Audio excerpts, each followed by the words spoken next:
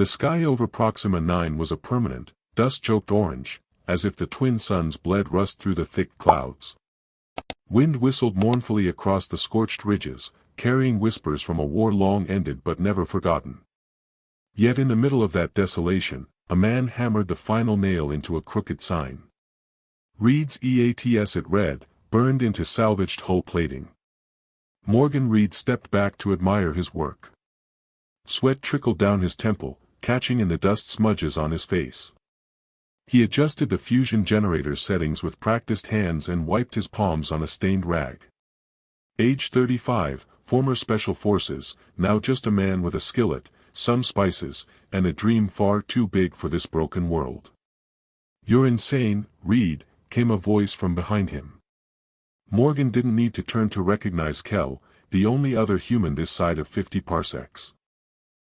Older, leaner, and wrapped in cynicism like an extra layer of armor, Kel leaned on a half-buried beam, eyeing the makeshift food stall like it might sprout teeth. "Probably," Morgan replied, voice dry. "But insanity's the only thing not in short supply lately. Might as well sell it hot." "You really think these things?" Kel gestured vaguely at the settlement below, a scattering of tents, lean-to shacks, and alien shapes hunched by fire pits, "want what you're cooking? They're not even the same species. They've got stomachs, don't they?" Morgan said, checking the heat on his grill. "I've studied enough of their biology. Most can process Terran grains, root starch, protein paste. I won't kill them.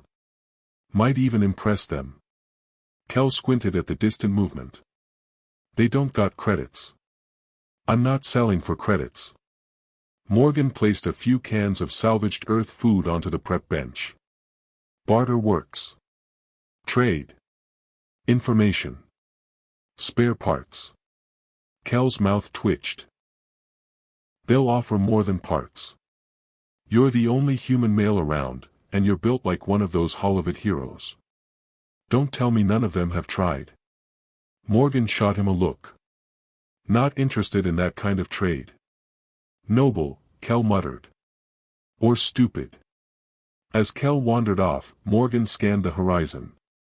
A half-buried fuel rig to the north shimmered in the heat. Down below, the settlement stirred, tall, thin figures with iridescent skin and tired eyes.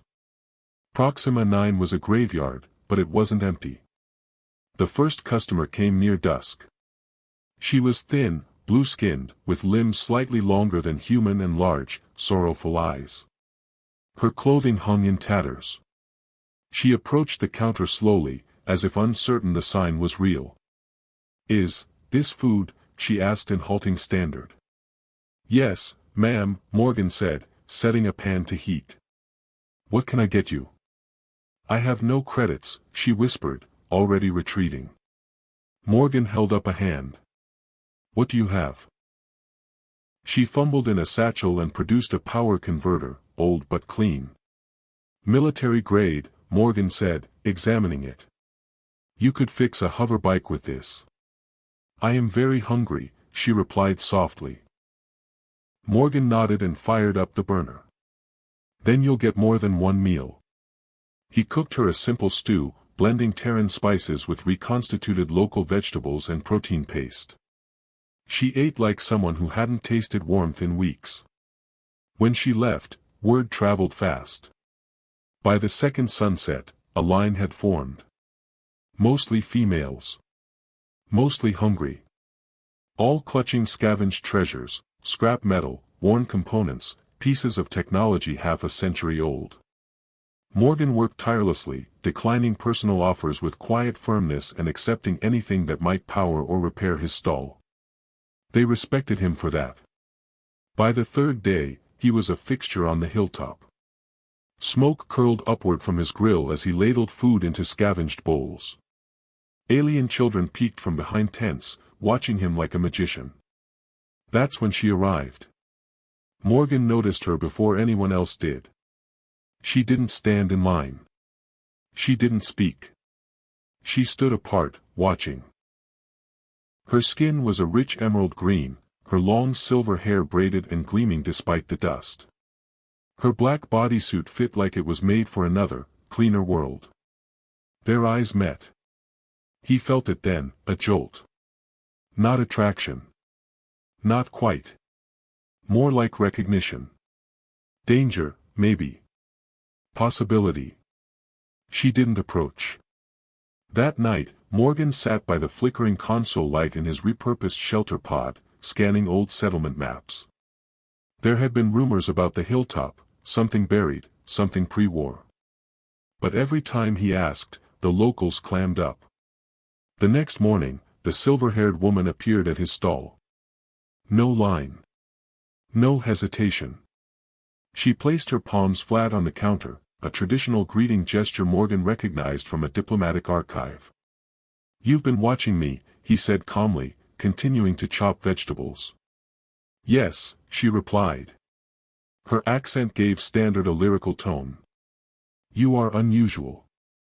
I've been called worse." "I am Syra," she said. "Morgan Reed." He wiped his hand on a cloth and placed it gently over hers. Her skin was cool, suede soft. Their hands lingered. She looked him in the eye. "Information first. Food second. Most folks reverse that. I am not most."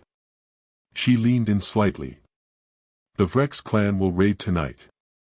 6 fighters. Sonic weapons." Morgan didn't react outwardly, but inside his thoughts moved fast. "Why tell me?" "Because you feed without demanding flesh or fear." She hesitated. "That is rare." He nodded. "What do you want in return for this warning?"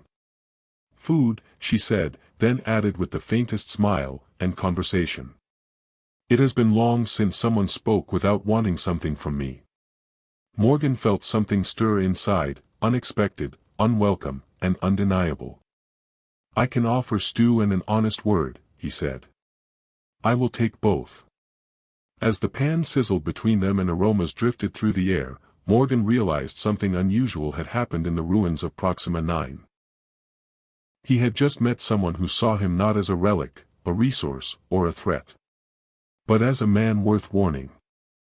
The air turned heavier as the twin suns dipped lower in the sky, bleeding deeper orange through the dust-streaked sky. Morgan stirred the pot, letting the spices bloom before adding rehydrated protein. He ladled the finished stew into a salvaged ceramic bowl and set it in front of Syra with deliberate care. "This is more than information is worth," she said, eyeing the generous portion.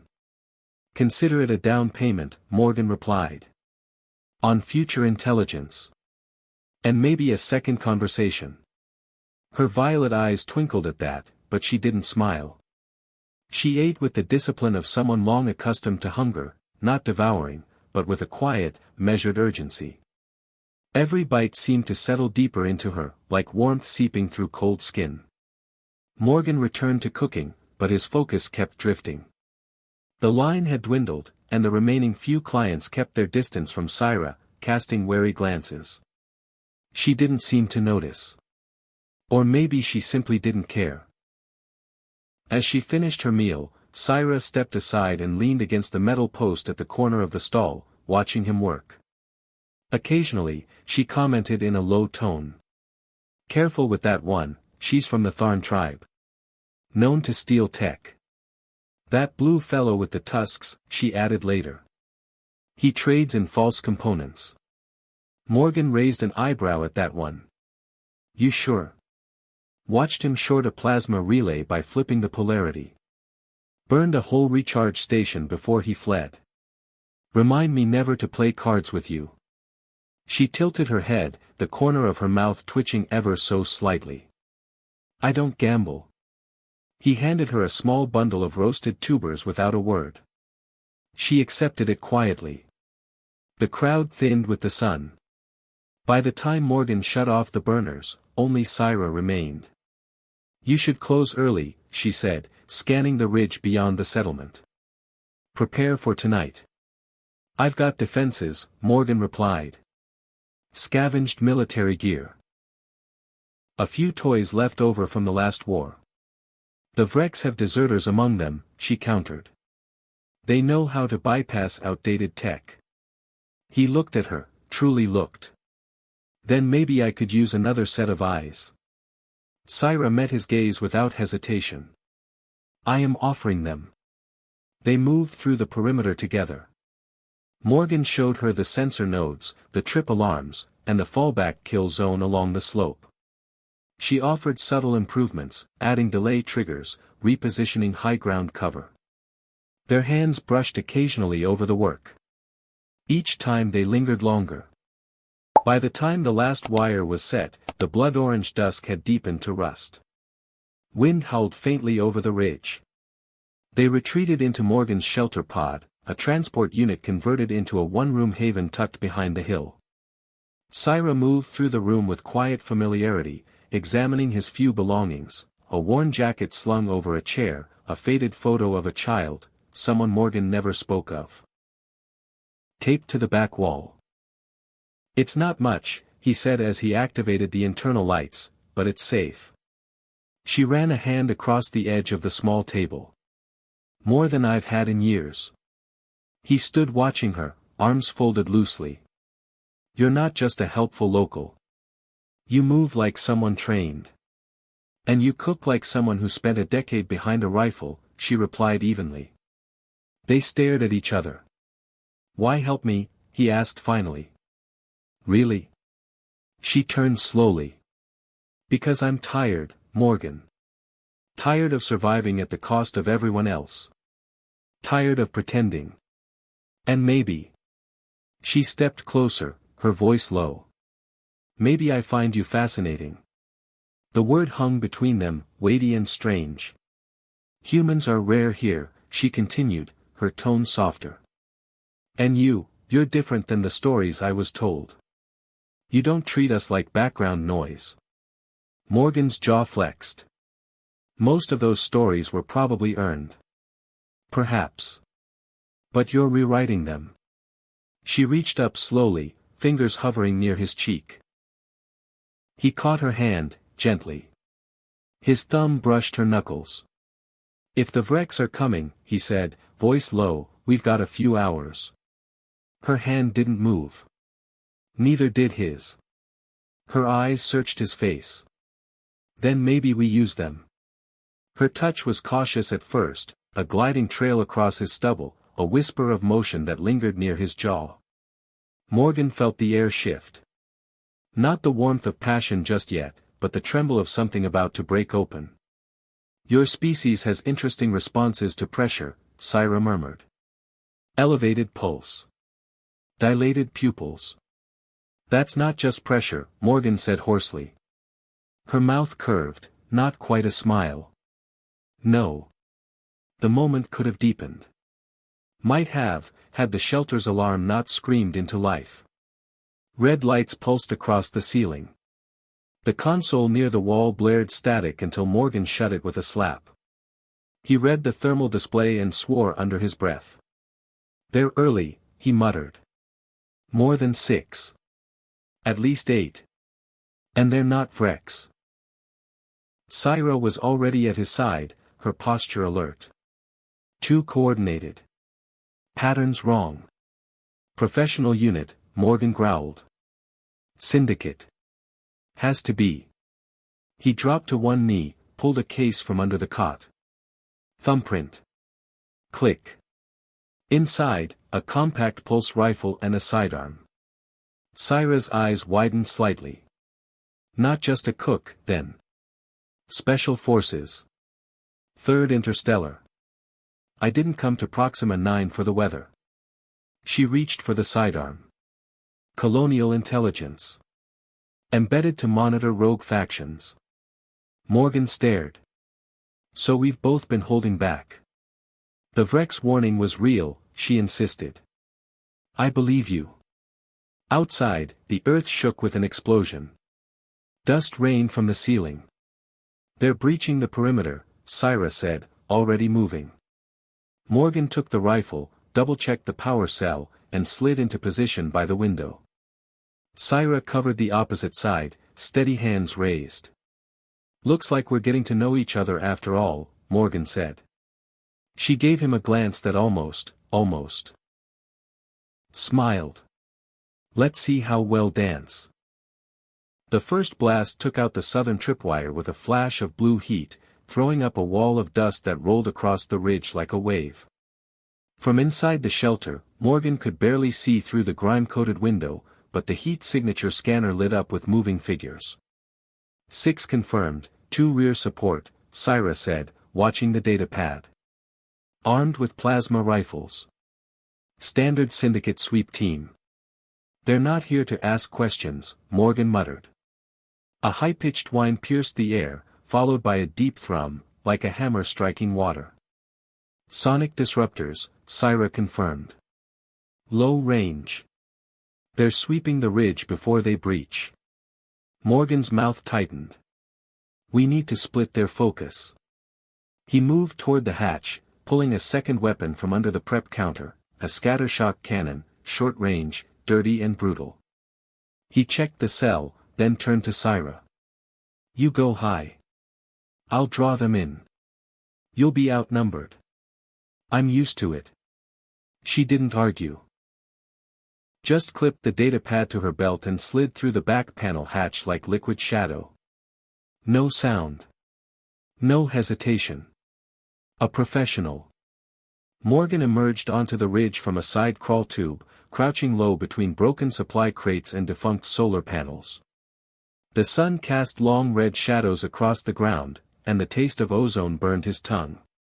Movement ahead. 3 figures fanned out, armor matte black, syndicate visors gleaming faint red. Morgan aimed and fired. The pulse blast caught the center one full in the chest.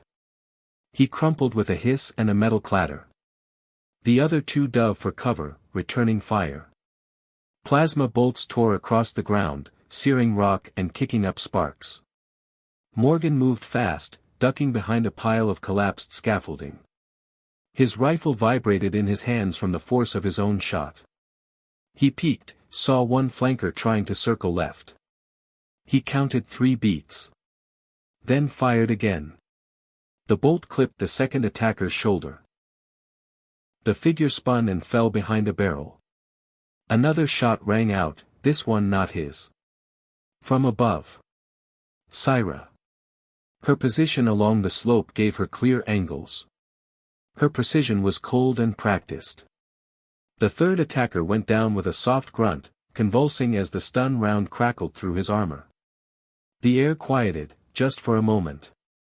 Then a heavier tremor shook the ground. They're bringing in heavier support, Syra's voice came over the comm chip she'd synced with his earpiece. Walker unit.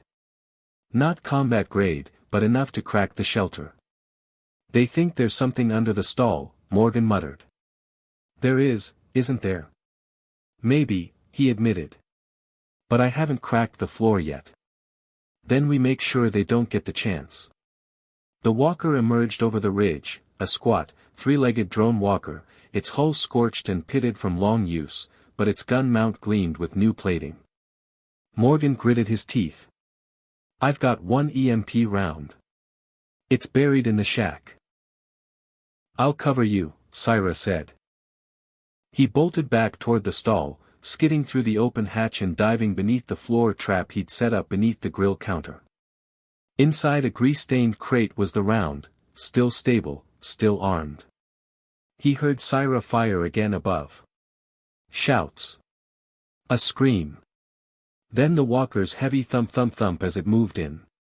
Morgan slid out the side and rolled down the slope. The walker's cannon tracked him, locking, whirring. He didn't stop. He dove behind a chunk of old mining equipment and armed the EMP. A red target dot appeared on his vest. Too slow. But then. A shape dropped from above, landing atop the walker with terrifying precision. Syra.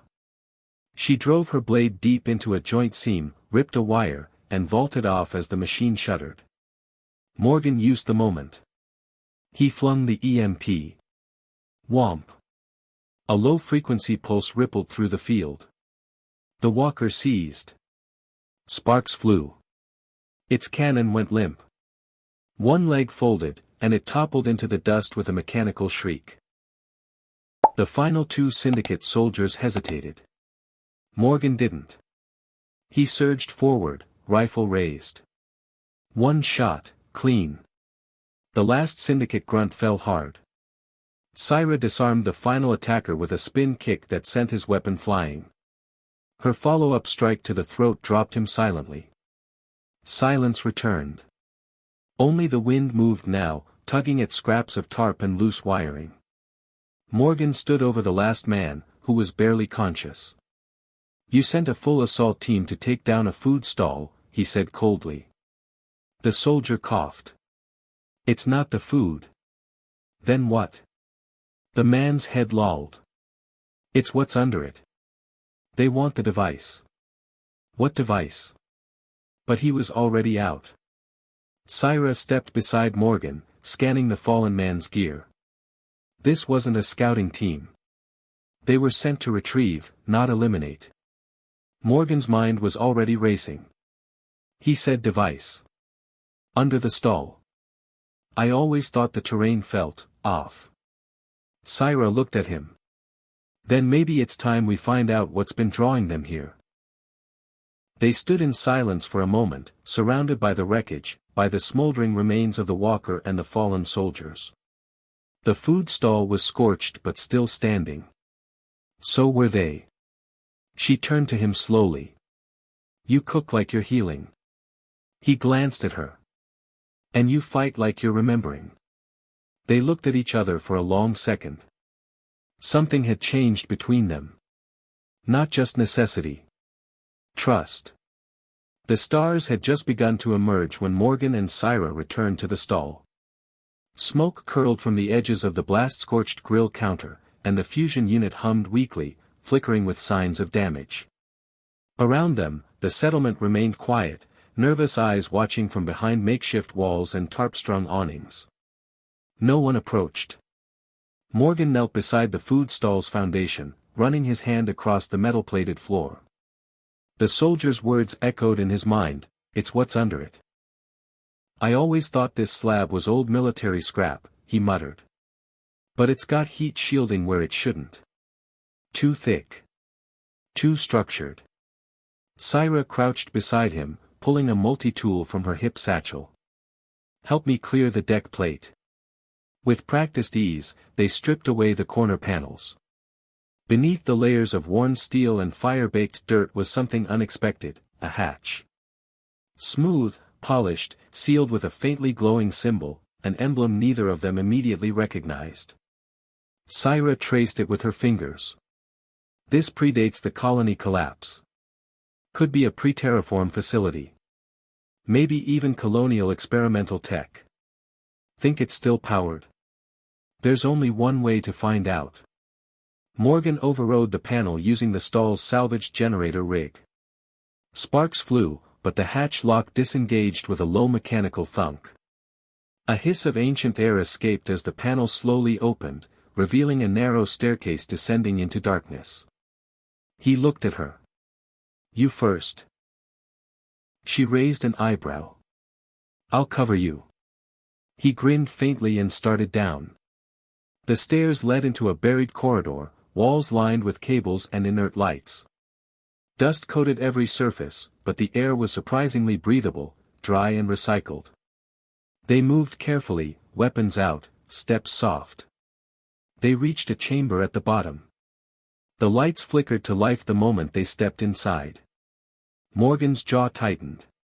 "That's a live grid." Syra moved forward. The room's centerpiece was a cylinder about waist-high, topped with a crystalline interface. As she reached toward it, the lights pulsed gently, responding to her proximity. She glanced at Morgan. "It's a replicator. Food grade. Civilian model, but modified." "A replicator?" He stepped closer, peering into the translucent casing. "This thing's worth more than the settlement. It could end hunger here." Syra nodded. "It's why the syndicate came. Not for me. Not for you. For this." Morgan paced the perimeter of the room, noticing more details now, crates marked with faded government symbols, an inactive console labeled Autonomous Resource Allocation Node. He turned back toward her, eyes wide. "This wasn't a food stall plot," he said slowly. "This was a prototype test zone. The whole hill is sitting on top of classified tech." Syra pressed her hand to the replicator interface. The console blinked and displayed a menu of basic nutrient options in multiple languages. "This could feed the entire district," she said. "If we can keep it safe." Morgan stared at the glowing interface for a long moment. "This isn't just about cooking anymore." "No," she agreed. "It never was." They re-emerged near midnight, sealing the hatch behind them. Morgan sat heavily beside the still-smoking food stall, running a hand through his hair. Syra stood nearby, watching the stars. "They'll be back," she said quietly. "They always are." She finally turned to face him. "So what do you want to do?" He looked around, at the battered buildings, the wide-eyed children, the locals slowly creeping back to check on the aftermath. He saw them as clearly as the replicator's menu, hungry, hunted, but alive. "I want to cook," he said, voice steady. "I want to feed people. Not just keep them alive. Actually feed them." Syra smiled softly. "Then we protect the machine." They began immediately. Over the next 2 days, Morgan and Syra worked side by side, fortifying the stall, rerouting power through salvaged panels, installing subtle defense emitters around the hatch site. He crafted makeshift meals during downtime, testing new recipes now that the replicator could provide ingredients beyond the usual powdered mush. Word spread fast. The stall line returned, longer than ever. This time, not just the starving or the desperate. Skilled scavengers, tech runners, even a few local militia came through. They brought scrap, information, protection offers. Morgan traded in food. Always food. But this time, it was amplified. The replicator gave him the edge. Bread with crust. Stews with flavor. Protein synth that didn't taste like rusted rubber. And above all else, hope. Syra remained close, ever watchful. When she wasn't at his side, she was reinforcing outer patrol lines, making deals with tribal leaders, sniffing out syndicate moles. They worked in rhythm. Not quite lovers. Not just allies. Something growing in the space between. One evening, as they sat under the tarp beside the stall, Syra held a bowl of vegetable hash in her lap, steam curling around her fingers. "You know," she said quietly, "I didn't come here to stay." Morgan looked over. "You were scouting?" "Exfiltration. For myself and 2 others. They didn't make it past orbit. My ship was shot down near the canyons." He let that settle for a moment. "Then why stay now?" She turned her head, eyes gleaming under the lamp light. "Because I've never seen anything like this. Like you. You fight like a soldier, but you build like a farmer. I'm just trying to make something last. Maybe we can." They fell into quiet again, but something had shifted, another wall lowered. Another reason to stay had taken root. The next morning, Kel returned. He whistled low as he stepped up to the counter. "Heard you've got bread now." "Actual bread." Morgan handed him a warm roll. Whole grain, seeded, slightly salty. Kel took a bite, his eyes wide. "Damn, Reed. You're gonna start a revolution." Morgan just nodded toward the line forming beyond the hill. "Already did." The days that followed were unlike anything Proxima 9 had seen in years. Word of Morgan's food spread across settlements and outposts like wildfire. Not just food, real food. Flavor, color, texture. Warmth, care, memory. And it wasn't coming from a syndicate-controlled depot or a black market freighter. It came from a battered stall, standing on a ridge where the dust blew hard and freedom was rarely free. And at the center of it all stood Morgan Reed, apron singed, hands blistered, and heart more awake than it had been in a decade. Beside him, Syra. She became the quiet guardian of the ridge, part tactician, part diplomat. She spoke with the Tharn matriarchs, bartered information from the Tusk traders, and slowly united factions that had never cooperated before. Her presence made things possible. Her judgment made them work.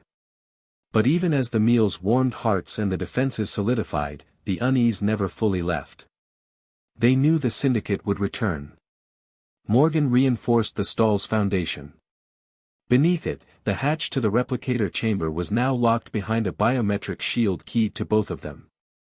Syra rerouted power through low-profile solar arrays hidden in a nearby ravine. They ran drills, trained volunteers, plotted fallback positions. Still, it wasn't until the boy came running from the southern ridge that they knew how short their window really was. 3 dropships, the boy gasped. Low orbit. No markings. Full loadout. Morgan and Syra exchanged a glance. Mercenaries. The syndicate had hired outside help. Time to escalate, Syra said grimly. We're not soldiers anymore, Morgan reminded her. Then we fight like cooks. They had help now. The local defenders, some armed with nothing more than scrap armor and repurposed mining tools, had found something worth standing for. Not just food, but dignity. A cause. Morgan gathered them near the stall under the fading light. This ridge isn't valuable because of tech, he said, voice carrying. It's valuable because we chose to build something here. They want to take it. I say we don't let them. Cheers. Raised tools. Raised voices. Then Syra stepped forward, her presence like flint. This isn't just about holding ground. It's about proving they can't buy everything. We don't need to win a war. We need to win one day. They set the traps at dusk. Crude explosives tucked under loose soil. Sensor-mimicking beacons to draw attention. Plasma batteries hidden inside collapsed storage crates. And on the grill, a pot of stew still simmering. If they get that close, Morgan joked, they're getting fed one last time. Syra smirked. Mercy before mayhem? No, he said. Seasoning before fire. When the attack came, it was fast. The dropships didn't land, they hovered, deploying troops on cable lines. Black-clad mercs fanned out, clearly trained, clearly confident. They hadn't expected resistance. The first mine took out their scout unit. The second disabled a mobile turret before it could activate. Then the front line hit. Morgan fired from the rooftop perch, switching between rifle and launcher with ruthless efficiency. Syra moved through the shadows, picking off squad leaders with silenced bursts. She was faster now, sharper. Rage and purpose braided into precision. The defenders held the inner ridge. Flammers and charge bolts lit the sky. Smoke curled into everything. But they didn't break. At one point, Morgan caught Syra's eye across the battlefield. She was bleeding from a shallow cut on her shoulder, but still moving. He gave a nod. She nodded back. No words needed. The mercs weren't expecting unity. They certainly weren't expecting traps that changed daily, or locals who moved like they had something real to lose. By night's end, half the mercenaries were routed. The others retreated under cover of drone fire. Syra shot down the last drone with a railgun she'd modified the day before. When the smoke cleared, the defenders emerged coughing and limping, but standing. And cheering. Morgan wiped soot from his face and stumbled back to the stall. The pot was still there. Still warm. He ladled out bowls for every survivor. No speech. No drama. Just food. Always food. Later, Syra found him alone, sitting against the back panel of the stall, blood drying on his knuckles. She handed him a cloth, then crouched beside him. Still think you're just a cook? He chuckled wearily. Starting to think I'm something else entirely. They sat there in silence. Then she leaned against him, her head resting on his shoulder. I never stayed anywhere this long, she said. Never had a reason. You have one now. She didn't answer immediately. Instead, she shifted just enough to look him in the eye. You gave these people more than food. You gave them a reason to stand. I didn't do it alone. I know. They held that moment. No walls. No facades. Just two people who had found meaning in a broken place. Just before dawn, as stars blinked out and the sky turned pale, she whispered. We're not done, are we? No, Morgan said. We're just getting started.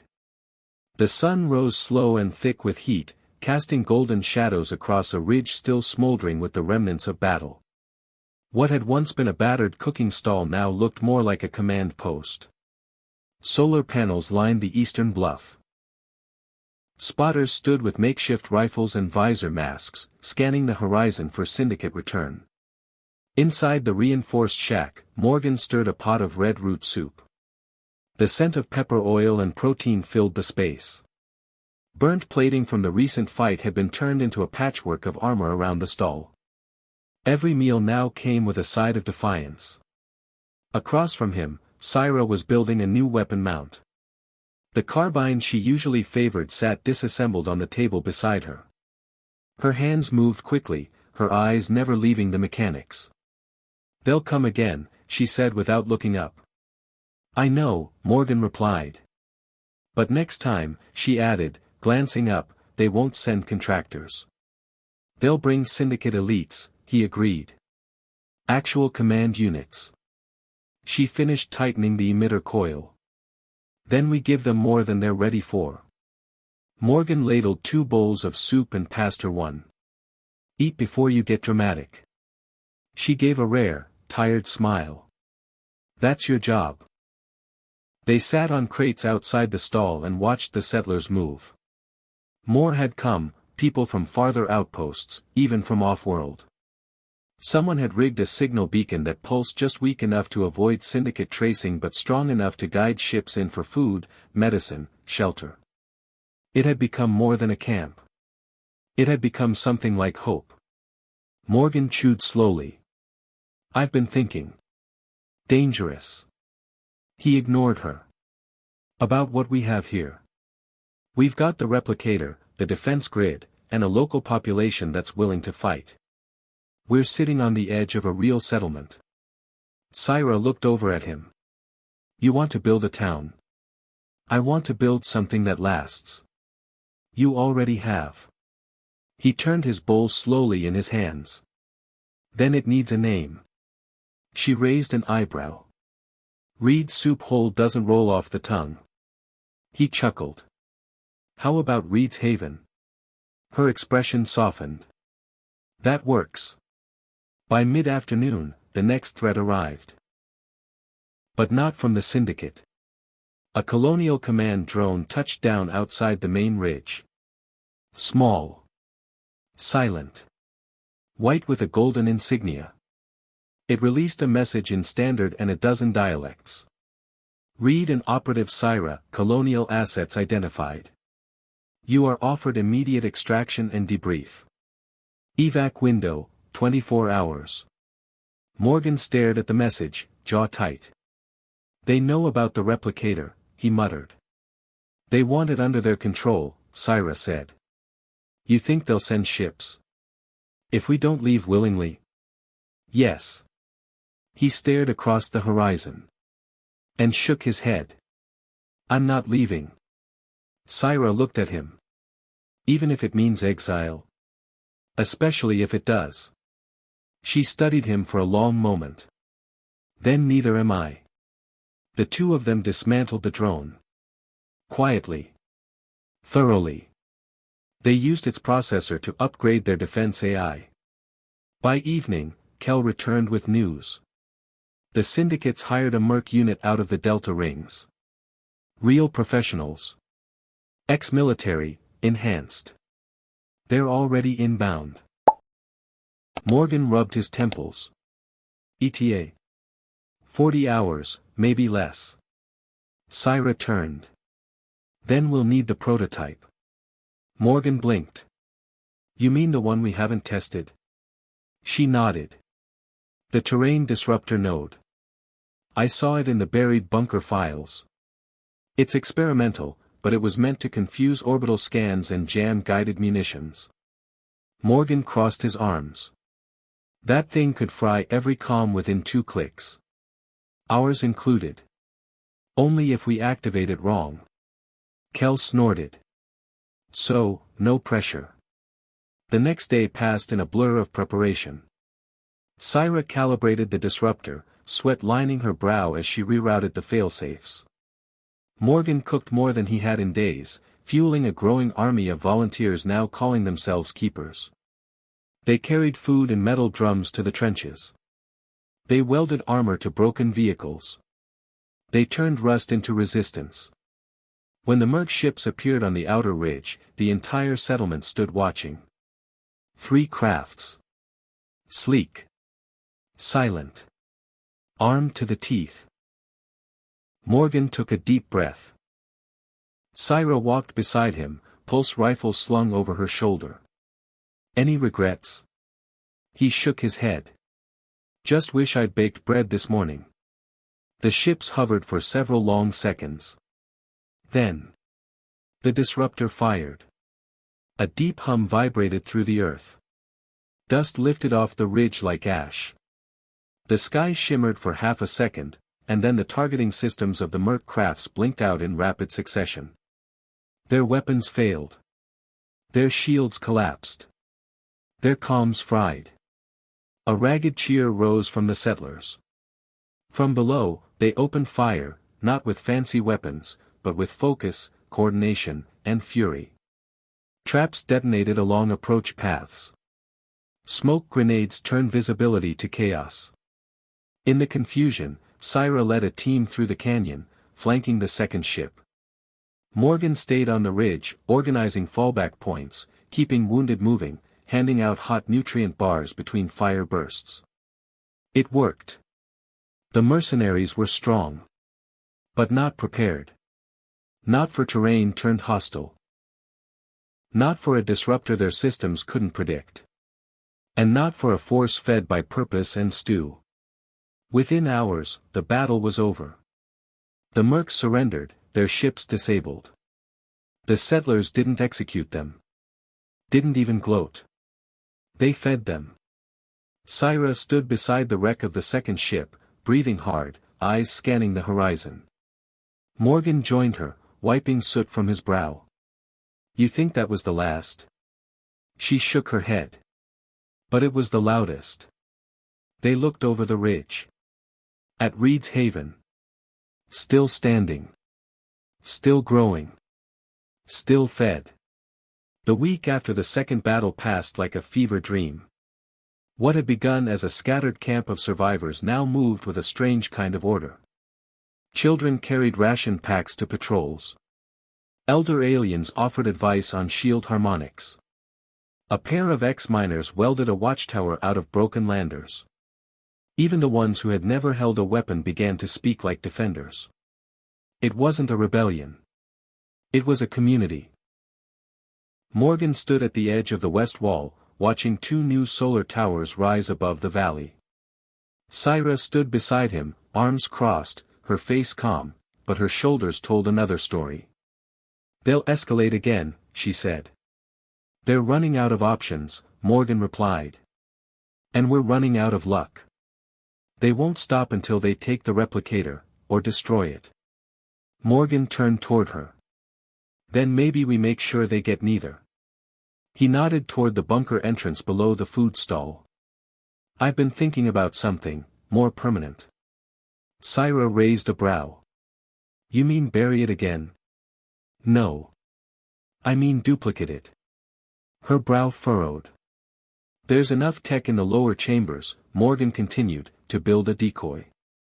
Something close enough that the syndicate might think they got what they wanted, without realizing it's fake. She stared at him for a moment, then slowly smiled. "That's the sneakiest thing you've ever said." He grinned. "I've had good influence lately." They got to work. Syra oversaw construction of the dummy replicator, mostly repurposed scanner components and lighting tricks. Morgan created a false signal signature that matched the original. The two of them sealed it in a new vault beneath the secondary ridge. They called it the Shadow Kitchen. Meanwhile, the real replicator remained in use, hidden, guarded, feeding more mouths than ever. But the tension in the air didn't fade. Not completely. Because at night, the skies shimmered. Ships moved in low orbit. Silent. Watching. And on the seventh night, the final test came. Colonial Command returned. But this time, not with a message drone. With a ship. A massive black cruiser descended beyond the far ridge. Emblazoned with the golden symbol of the colonial star. Official. Unmistakable. Untouchable. Syra's jaw clenched. Morgan didn't speak at all. The voice came through an open broadcast. Neutral. Polished. Cold. To the individual known as Morgan Reed and Operative Syra of Sector 12, you are in possession of prohibited experimental assets. Prepare for immediate retrieval and extraction. Resistance will be classified as sedition. Morgan stood in the center of the stall, hands on the counter. "I'm not going," he said quietly. Syra stood across from him. "Neither am I." Kel joined them a moment later, shotgun slung across his back. "Well," he muttered, "at least it's an official execution this time." "Not yet," Morgan replied.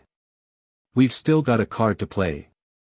He activated the uplink node embedded in the old stall's countertop. A secure channel, long buried. His backup plan. The one he hoped he'd never need. The screen flared to life. A woman's face appeared, stern, scarred, and unmistakably high-ranking. "Commander Tierra, Colonial 2nd Division." Morgan nodded. "Commander. We haven't spoken since Rin Delta." "You should have stayed dead," she said. He shrugged. "Turns out I had better things to do." Her eyes flicked toward the background. "That's the Haven, isn't it?" "Yes." "Built it yourself?" "With help." Tierra sighed. "They're coming for you, Reed. High Command's not playing anymore. You and I both know the replicator was never meant to disappear into black-budget ops," he said. "It was supposed to change everything. It still can. Then let it." She leaned forward. "Give me one reason not to take you down for desertion." Morgan held her gaze. "Because I'm doing your job better than you are." That earned him silence. And then, after a long pause, a slow exhale. "You've got one shot," she said. "One chance to show that Haven is more than a firetrap and a fable. Then send someone who actually wants to see." The screen went dark. And the cruiser? It lifted. Didn't fire. Didn't land. Just left. Kel let out a slow breath. "That worked?" Morgan shook his head. "No. That bought us time." Later, as the stars stretched above them again, Syra found Morgan on the overlook. "You gambled everything on that call." "I gambled on her having a soul left." She looked at him. "You think you still have one?" "I didn't," he said. "Until all this." He turned toward her, the ridge lights painting his face in amber and blue. "This place made me human again." "And me," she said softly. They stood there together, the noise of the camp falling away.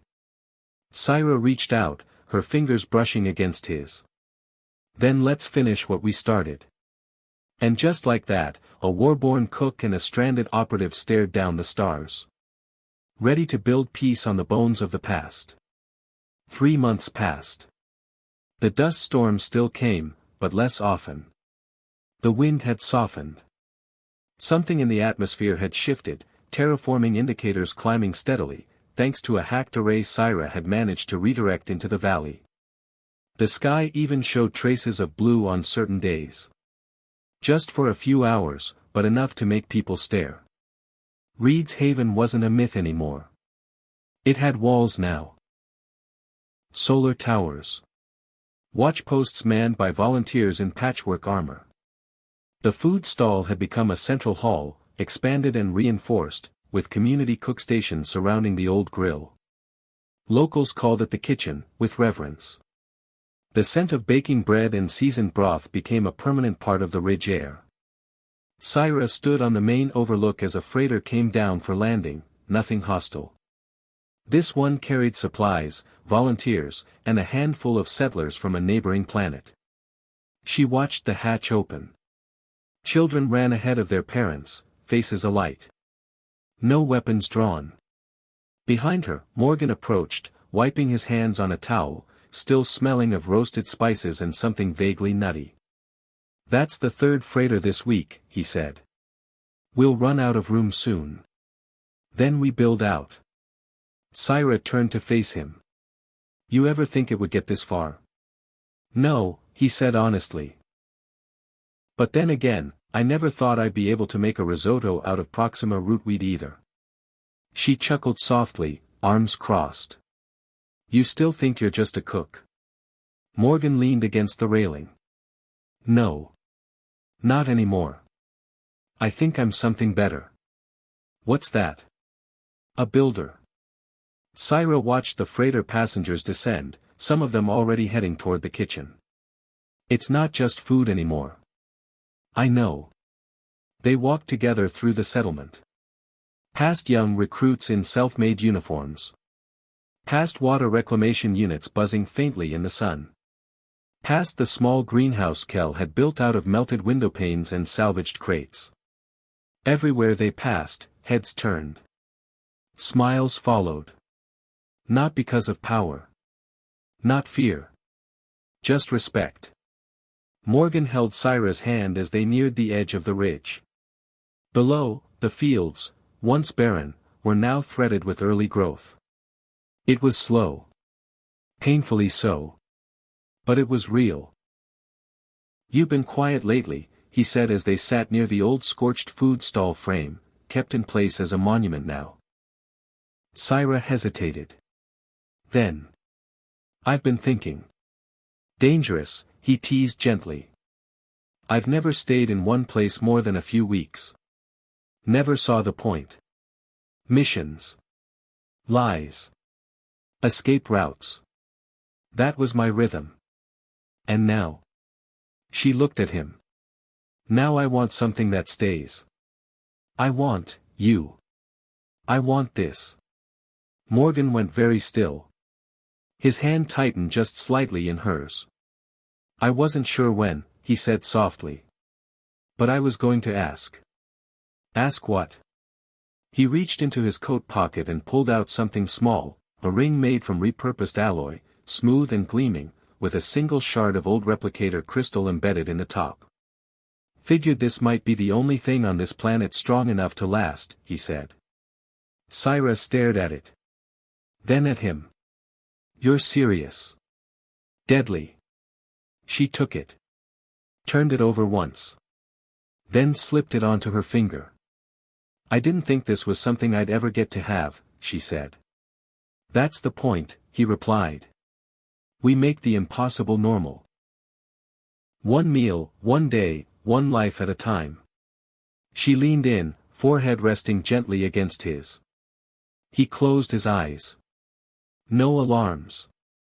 No gunfire. No running. Just breath. Just stillness. Just her. And above them, the twin suns finally broke through the thinning cloud cover, casting Reed's Haven in gold.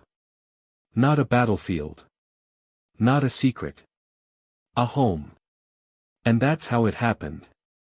On a world no one wanted, a soldier turned cook and an agent without a mission built something extraordinary, one pot, one fight, one broken piece at a time. Reed's Haven became more than just a name. It became a promise. A place where food wasn't just survival, it was unity. It was healing. They didn't build it with blueprints or tech alone. They built it with laughter shared over firelight, with late-night defenses laid in silence, with every bowl of stew served without fear. Enemies became allies. Rivals became neighbors. The stars watched. And for once, they didn't intervene. People still came. Drawn not by fame or riches, but by whispers of a place where humans and aliens stood side by side, not just in battle, but in peace. Where the past wasn't erased, but repurposed. Where two people who had every reason to run finally chose to stay. And in the center of it all, Morgan and Syra stood not as leaders, not even as heroes, but as a cook and a fighter who refused to be anything else but human. So if this story stirred something in you, if it made you smile, if it made you think, or maybe even made you hungry, go ahead and like this video. Subscribe to the channel. And share this with someone who might need a little hope of their own. Because who knows? The next great haven might not be in the stars. It might be in someone's backyard. Or behind a grill. We'll see you in the next story. Until then, keep building. And keep cooking.